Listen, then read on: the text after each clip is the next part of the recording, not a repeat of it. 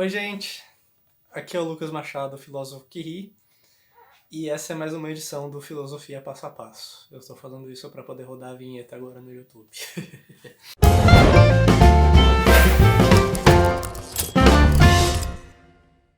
Então, na edição de hoje, dando continuidade aí à nossa conversa sobre o Han, né?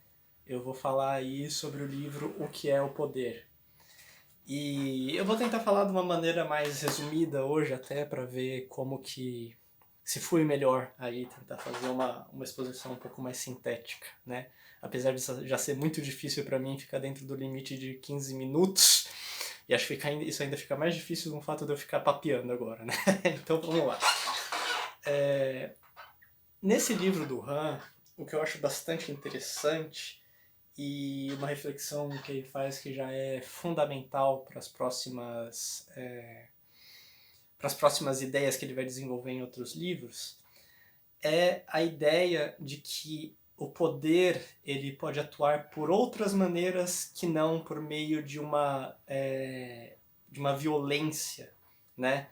Da maneira que o Han compreende a violência aqui ainda, né? Violência em que sentido? No sentido de uma imposição externa que força o indivíduo a fazer algo que ele não quer, né? Ou seja, que força ele de alguma maneira a agir contra a vontade dele e por isso opera uma certa violência com ele para fazer com que ele se conforme à vontade do poder, né?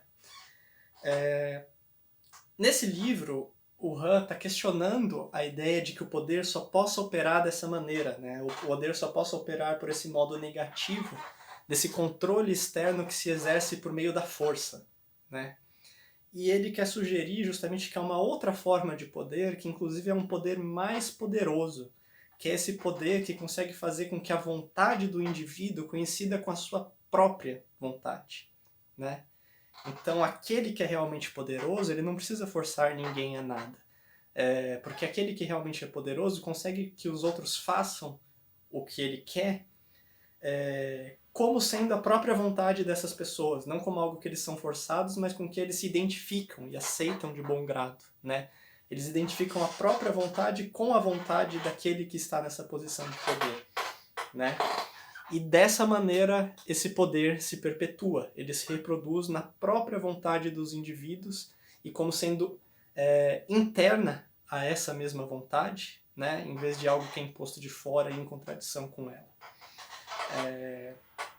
É isso que permite o Han falar aqui, curiosamente nesse contexto, de um poder afável, né?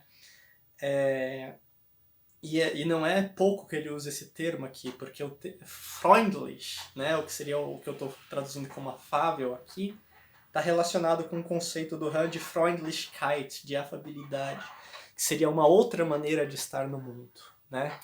E aqui parece que o Han, nesse livro ao menos, ele está sugerindo que de fato há uma maneira de exercer o poder que não seria violenta precisamente porque ela seria afável, ela coincidiria, ela faria a sua vontade coincidir com a vontade do indivíduo e por isso ela não